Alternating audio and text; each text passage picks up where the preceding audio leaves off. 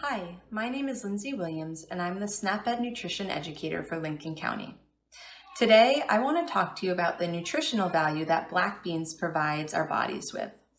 First, you can find black beans canned, like this. And you can also find them dried. They look like that. 1 cup of black beans, whether they're canned or dried, provide our bodies with 15 grams of fiber. That's more than half of the daily recommendation. Fiber can help keep our stomachs full for longer. It can also help us digest food. Fiber can also lower cholesterol levels and lower the risk of heart disease. As you can see, fiber helps our bodies in many different ways. Black beans also contain a lot of protein. Protein helps build strong muscles. It helps our hair and our skin and our nails to grow. So there's many different values that black beans provide us with. There's also many different ways that you can enjoy eating black beans. If you have dried beans at home, the very first thing I would recommend doing is soaking them in water. This will allow them to rehydrate before you cook with them in a recipe. If you're using canned black beans, I would recommend rinsing them with water and soaking them and then rinsing them again. Doing this allows for most of the sodium content in the canned beans to be washed away, and it also washes away the substance that typically provides gas. As you can see, there's many nutritional values to eating black beans. I hope that you enjoy some black bean recipes that are coming up next, and I hope that we get to talk again. I'm going to send you over to Miss Leslie from Farms at the Y, and she is going to talk to you about how to cook black beans. Enjoy. Thanks, Lindsay, for all that helpful information about black beans and why they're good for us. I'm Leslie from Farms at the Y, and now I'm going to use those black beans in a recipe. We're going to make black bean and roasted veggie quesadillas today. I love this recipe because you can use lots of different kinds of vegetables, especially any leftover vegetables that you have, and you can customize the quesadillas to what the people in your family like. So Lindsay mentioned you can have black beans in 2 different ways to start. Dried black beans, which will need to soak overnight, and you get rid of the soaking water after that. And there's a few different ways you can then cook the black beans in water or in broth. So on the stove, you can cook them in a big pot. You can also, if you have a pressure cooker, an electric or stovetop, you can use that. This is an electric pressure cooker, and the benefit is that it cooks things really fast at a high heat and a high pressure. You can also use a slow cooker. And what's nice is that your stove is not on for a long period of time. You can put the beans on the counter in your slow cooker in water or broth, and they can cook slowly all day. One of the benefits of the slow cooker is you can take off the lid and check them during the day to see if they're done, versus the pressure cooker, you can't take the lid off to check if they're done because of the high pressure. So that's one benefit, especially if you're cooking dried beans for the first time. So we always wash our hands before we get started cooking. I did that, washed my hands for 20 seconds, 2 rounds of the happy birthday song, and I also washed my vegetables. So let's get started with our cutting area. Many of you know who've been in the kitchen that we want to make sure our cutting board is anchored so it's not able to slide around. I have a cloth under my cutting board so it doesn't go anywhere. And let's get started with our onion. So we've got this outer shell on the onion we don't want. I'm going to use my bare claws, so tucking my fingers in, and I'm going to cut off the bottom of the onion and the top of the onion. I'm going to move the food waste off my cutting board just so I have a nice clean space to work. I'm going to tuck my fingers in again and go right down the middle. Now I can take all that papery skin off the onions, and we'll be ready to get started.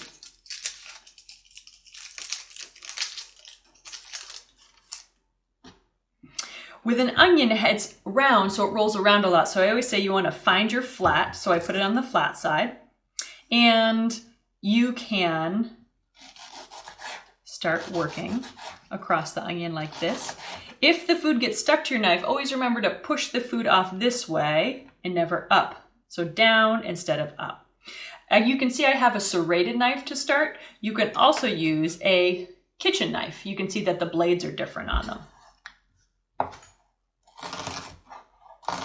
And so I'm making sure that when I'm holding my knife, I'm holding it securely. I'm not holding my knife back here. I'm holding it nice and firm up here. And the onion piece is getting smaller to cut, so I'm actually going to turn it sideways. And that way I have more room for my fingers. And I use that rocking motion. I'm trying to keep the tip always touching the cutting board, and I'm just coming down with the handle, nice and slow.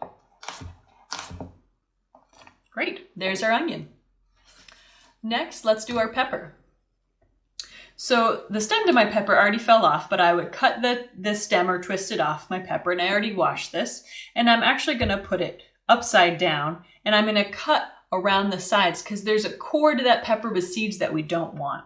I am gonna use the serrated knife, the one that has the teeth, just because it cuts through the pepper skin a little easier.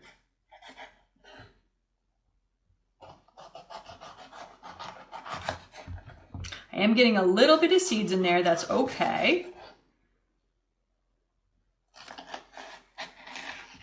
All right, so this is the core of the pepper, and you can see all those beautiful seeds. But we don't want to eat the seeds. So what I like to do is I can kind of tap the back of the pepper, and all those seeds come right off. This part as well has lots of seeds.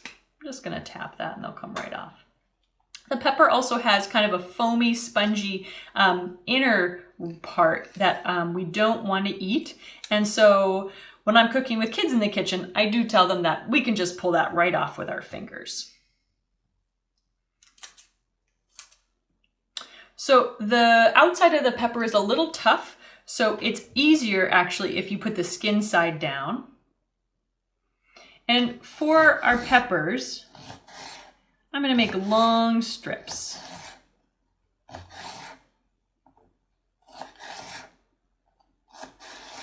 And there we go. So our peppers and onions are ready to go on a baking sheet.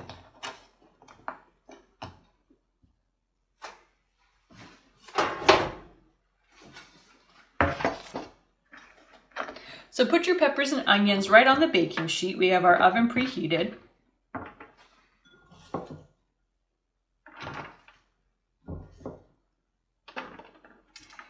And you want to toss them in a little bit of oil and salt and pepper. All right, let's get these in the oven. While our onions and peppers are roasting, we can grate our cheese, which is going to be like the glue for our quesadilla. We're going to use a Monterey Jack cheese, which is good at melting, but if you have a cheddar or another cheese in your fridge, you can also use that too. So I'm going to use a box grater, and the box grater has lots of different sized holes, but I like to use the big round holes, and that gives us a nice size for the cheese. You always want to make sure that your fingers and nails are far away from the blade, and you can adjust as needed as you grate. We go down with the cheese, and sometimes I like to reposition it.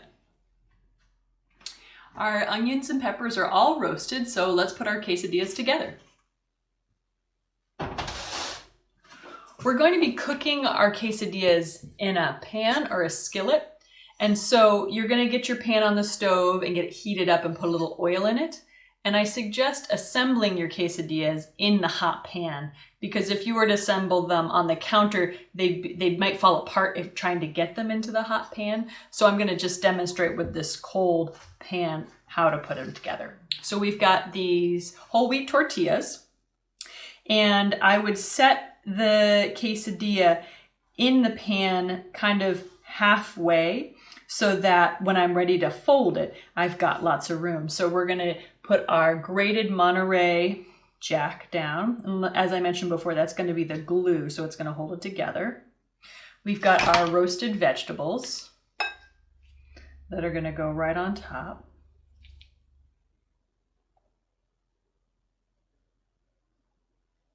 Then we've got our black beans.